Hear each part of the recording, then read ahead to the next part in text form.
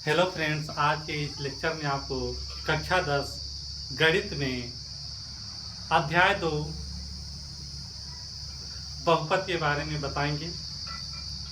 बहुपद सबसे पहले आपको बताएंगे कि बहुपद क्या होता है, कि इसे कितने वर्गों में बांटा गया है।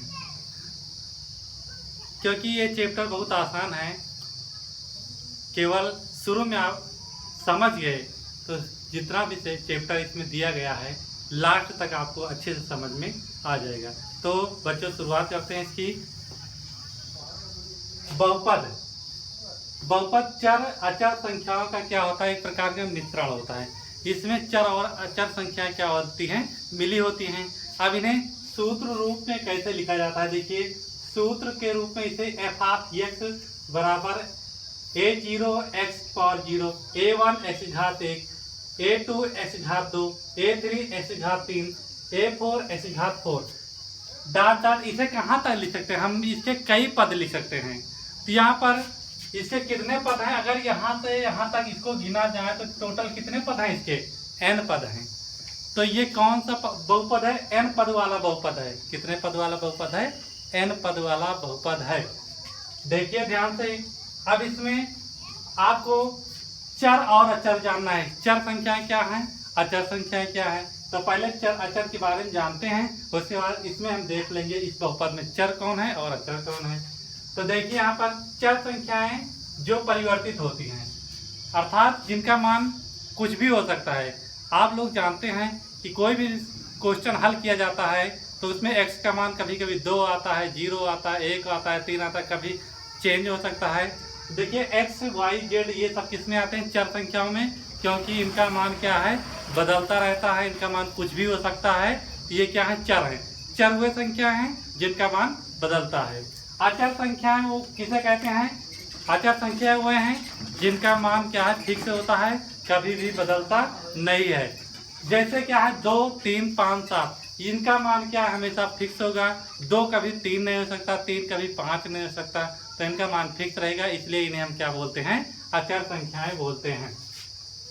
अब इसमें देखते हैं चर संख्याएं कौन है और अचर संख्याएं। तो चर और अचर को साइड में हम लिख लेते हैं। तो इसमें चर संख्याएं देखिए x, x1, x2, x3 जितने भी x दिए गए हैं, इसमें ये क्या है, चर हैं।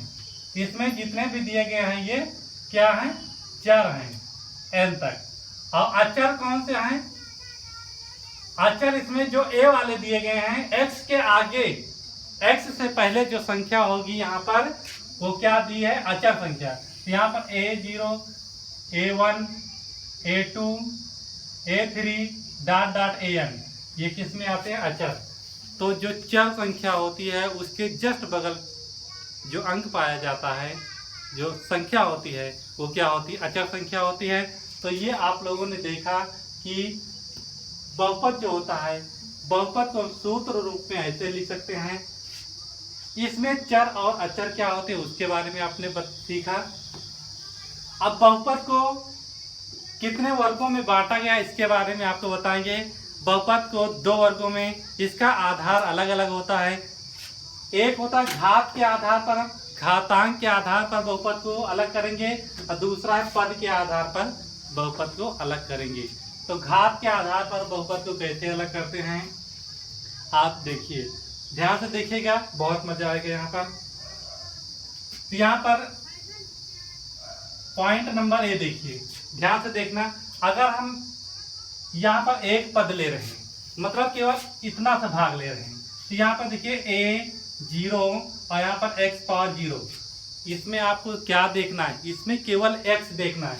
x घात कितनी है, x की घात कितनी दी गई, 0। x की घात कितनी दी गई है, 0। यहाँ पर x की घात कितनी है, x की घात 0 है, x की घात 0 है। इसलिए ये कौन सा बहुपद होगा, शून्य घातीय बहुपद। इसको क्या बोलेंगे, शून्य घातांकीय बहुपद। बहुपद ये पहला नंबर हो गया। अब इसका दूसरा नंबर देखते हैं।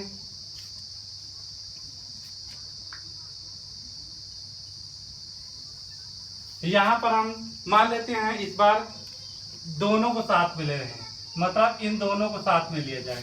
तो यहाँ पर a0 x की घात 0 प्लस a1 x घात 1 ये दिया गया है। तो ये किस प्रकार का, इसमें जो घात दी गई है इसमें इसमें x की अधिकतम घात, देखिए आपको x की अधिकतम घात, अगर घात के आधार पर बहुपद को अलग कर रहे हो तो उसमें क्या है, x की अधिकतम घात लेना। जैसे इसमें एक ही पद है और x घात इसमें केवल 0 दिया गया और कोई x नहीं है, लेकिन इसमें 2 स्थानों पर x पाया जा रहा है, तो इसमें जो जिस x में अधिक घात है उसी को मानेंगे। तो यहाँ पर x की अधिकतम घात इसमें है, किसमें, इस वाले पद में x की अधिकतम घात 1 दी गई है। तो यहाँ पर x की अधिकतम घात 1 है, तो इसको क्या बोलेंगे, एक घातांकीय बहुपद। तो इसका क्या नाम होगा, अधिकतम घात लेना है तो अधिकतम घात 1 है, तो उसी के आधार पर नाम इसका बहुपद का दे देंगे। तो एक घातांकीय बहुपद, एक घातांकीय बहुपद ये हो गया। अब अगला लेते हैं इसी प्रकार तीसरा नंबर,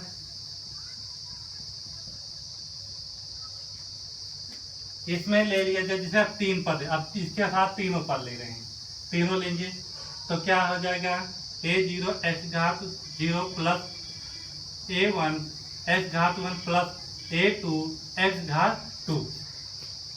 अब इसमें x की अधिकतम घात कितनी है बच्चों, x की अधिकतम घात कितनी दिख रही है इसमें, जैसे इसमें x की अधिकतम घात 1 है, तो इस पूरे में x की अधिकतम घात, छोटी घातों को नहीं देखना है, केवल अधिकतम घात किसमें है, इस वाले में।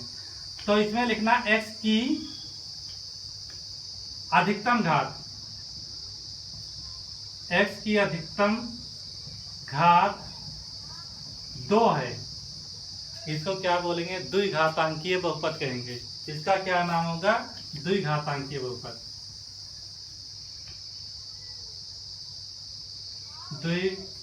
द्विघातांकीय बहुपद। इसके बाद एक और देख लेते हैं जिससे आपको अच्छे से समझ में आ जाए। यहाँ पर जो चौथा लेंगे, आपकी बार इसमें 4 पद ले लेते हैं, तो a0 x की घात 0 प्लस a1 x घात 1 प्लस a2 x घात 2 प्लस a3 x घात 3। इसमें देखिए x की अधिकतम घात कितनी है, 3। x की अधिकतम घात कितनी है, x की अधिकतम घात कितनी है, 3। तो इसे क्या बोलेंगे, त्रिघातांकीय बहुपद। इसको क्या बोलेंगे, त्रिघातांकीय बहुपद, त्रिघातांकीय बहुपद, त्रिघातांकीय बहुपद। अब भैया इसी तरह आप इसके 4 पद लोगे तो 4 घातांकीय बहुपद, 5 घातांकीय बहुपद, इसी तरह के आ जाएगा, आता रहेगा। तो आपको केवल क्या जानना है, जो 1 घातांकीय 0 घातांकीय बहुपद है, 1 घातांकीय, और यहाँ पर द्विघातांकीय और त्रिघातांकीय, ये क्या है, जितने भी दिए गए इंपॉर्टेंट हैं। इसके आगे जो आता है आपके कोर्स में नहीं है, तो केवल इतने आप लोग जान लीजिए। घात के आधार पर कैसे अलग करते हैं, जिसमें x घात अर्थात चर संख्या भी x भी हो सकती है, y z भी हो सकती है। तो यहाँ पर जो चर होगा उसकी अधिकतम घात देखना है और उसी के आधार बताना है कि ये कितनी घात का बहुपद है। अब पद के आधार पर देखिए, अब मान लेते हैं इसमें इसी के हिसाब से देखते रहते हैं। 1 लेंगे तो क्या हो जाएगा, नंबर 1, अगर 1 भाग लिया जाए इसका a0 x 0, तो इसमें कितने पद हैं, इसमें कितने पद दिए गए, केवल 1 पद, केवल 1 पद। तो इसे क्या बोलेंगे, एक पदीय बहुपद। केवल एक पद है तो इसका नाम क्या हो जाएगा, एक पदीय बहुपद। तो इसका नाम होगा एक पदीय बहुपद। इसी तरह दूसरा लेते हैं, a0 x0 दो भाग लेते हैं, इसी के सामने देखते रहिए। दूसरा भाग प्लस a1 x1, इसमें कितने पद हैं, इसमें कितने पद, पहला पद दूसरा पद, दो पद है इसमें ना टोटल। तो इसमें केवल इसमें कितने हैं, दो पद हैं, दो पद हैं। तो इसको क्या लिखोगे, द्विपदीय बहुपद, द्विपदीय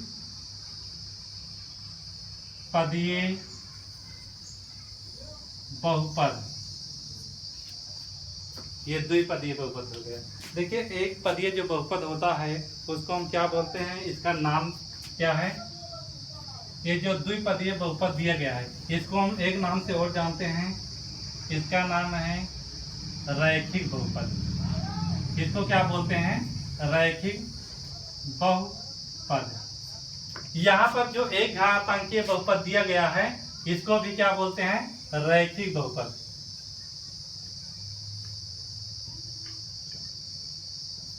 रैखिक बहुपद बोलते हैं। तो ये आपको आना चाहिए।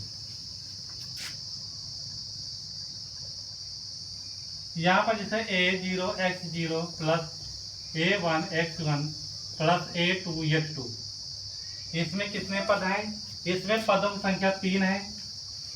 तो इसे त्रिपदीय बहुपद कहेंगे। इसे क्या कहेंगे, त्रिपदीय बहुपद। ये त्रिपदीय बहुपद है। चौथा नंबर इसका देखिए,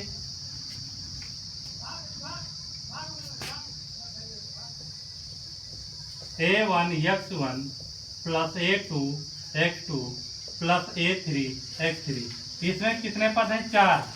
तो इसे चतुर्थ पदीय बहुपद कहेंगे। इसे क्या कहेंगे, चतुर्थ पदीय बहुपद। तो आप लोगों ने क्या सीखा, इसे घात के आधार पर कैसे अलग कर सकते हैं, इसके पद के आधार पर अलग कैसे कर सकते हैं। तो घात का मतलब है x की पावर जो अधिकतम होगी वही घात को शो करती है, तो घात के आधार पर हो गए। और यहाँ पर पद के आधार पर, तो इसमें पद गिनना है, इसमें एक पद है, इसमें दो पद है, इसमें 3 पद, इसमें 4 पद हैं। तो जितने पद होंगे उसके पद के आधार पर बहुपद को अलग करेंगे। तो ये आपको समझ में आ गया होगा। तो हम इसको इरेज कर देते हैं और इसके बाद बताएंगे कि बहुपद की पहचान कैसे करोगे, क्योंकि बहुपद की बच्चे बहुपद के बारे में जानते हैं लेकिन बहुपद की पहचान क्या है नहीं कर पाते हैं। तो बहुपद की पहचान करना आपको बताते हैं। तो हम इसको इरेज कर देते हैं, या इसको आप लोग नोट कर लीजिएगा कहीं। अब इसको इरेज करने जा रहे हैं।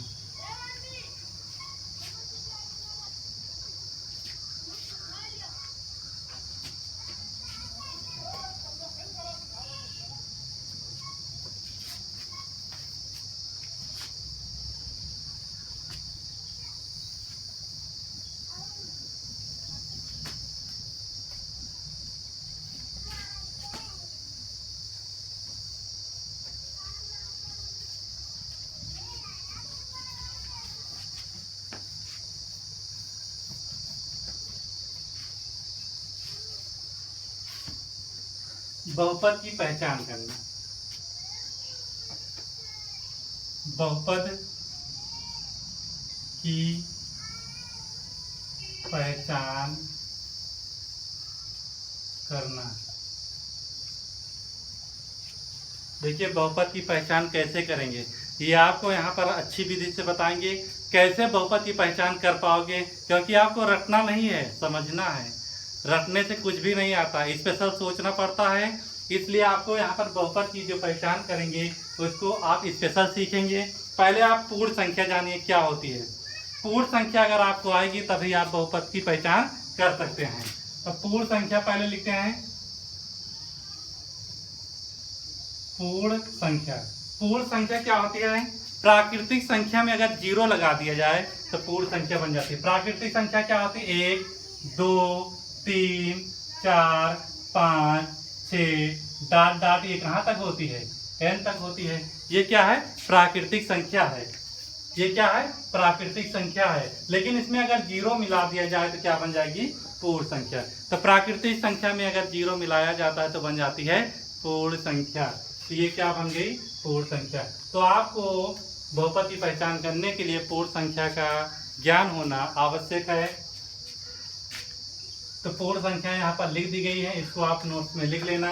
देखिए, चर की घात अगर ये आती हैं,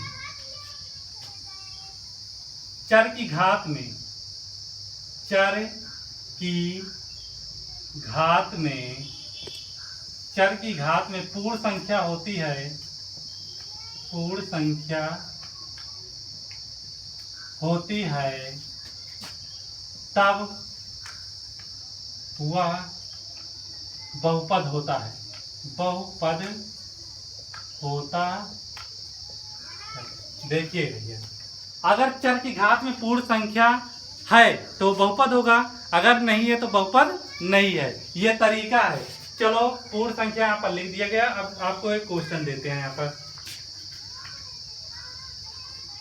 क्वेश्चन नंबर 1 दिया गया है 3x² - 5x + 9।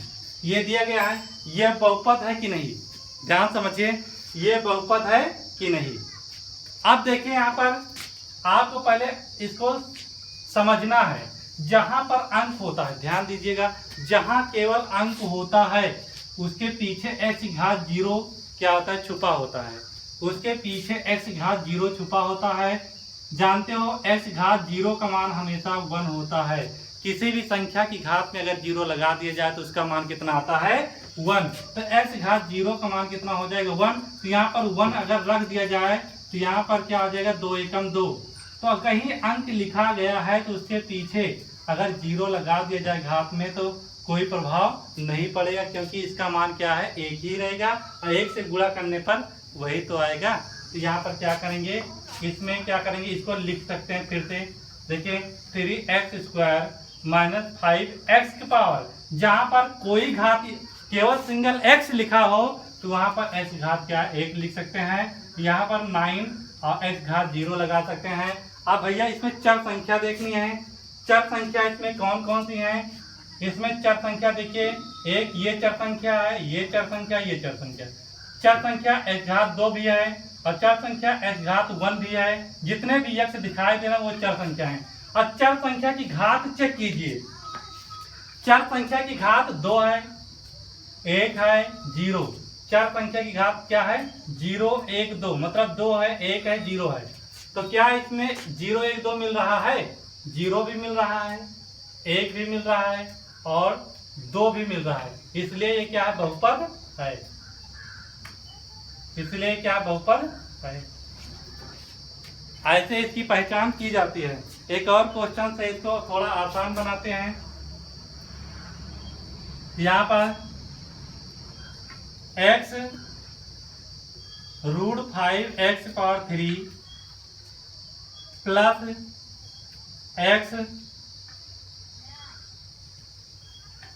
-2 ये दिया गया है।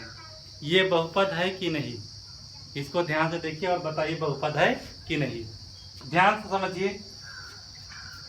देखिए, इसको हम पहले लिखते हैं सही। √5x⁻3 दिया गया है प्लस x घात, कुछ भी घात में नहीं है तो 1 लगा देंगे, -2। अगर अंक है तो अंक के पीछे x⁻0 अपने मन से लिख देना है। देखिए, जब x की सीरीज है तो x⁻0 लिखना है। अगर इसमें y है तो y⁻0 लिखना, z है तो z⁻0 लिखना, t है तो t⁻0 लिखना। तो यहाँ पर देखिए, अब देखिए x घात, यहाँ कहाँ कहाँ x है इसको देखिए पहले। यहाँ पर x है, यहाँ पर x है, यहाँ पर इसकी घात 0 1 और 3, 0 1 और 3 सब मिल रही घातें, तो इसलिए क्या है? बहुपद है। ये बहुपद है। बहुत बच्चे सोच रहे होंगे सर जी यहाँ पे √5 दिया गया है आपको अचर से मतलब नहीं है। 5 क्या है? अंक है और अचर संख्या है। आपको केवल चर देखना है, यक्स देखना है, इसमें एक्स घातों को देखना है। जो घातें हैं वो पूर्ण संख्या में मिल रही है कि नहीं, अर्थात जो घातें आ रही हैं वो पूर्ण संख्या है कि नहीं है। पूर्ण संख्या है तभी तो ये क्या है? बहुपद है। अगले एक और क्वेश्चन देख लेते हैं।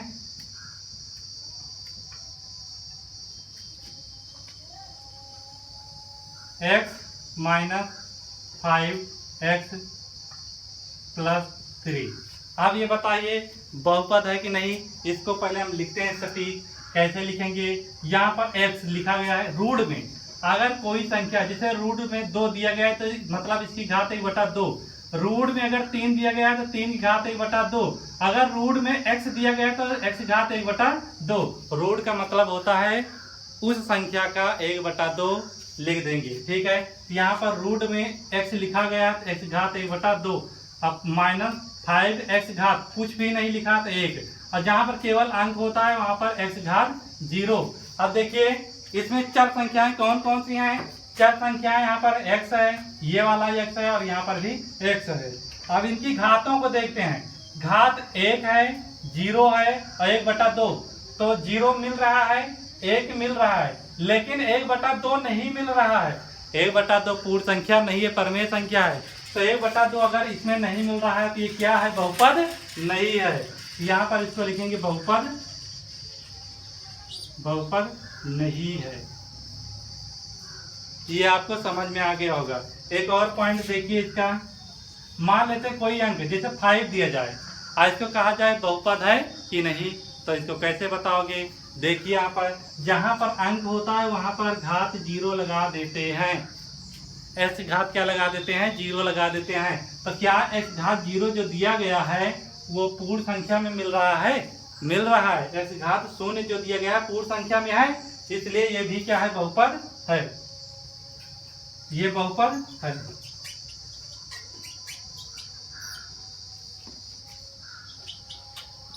तो इसमें आपने क्या सीखा कि बहुपद कौन सी संख्या हो सकती है, कौन सी संख्या बहुपद नहीं होती है।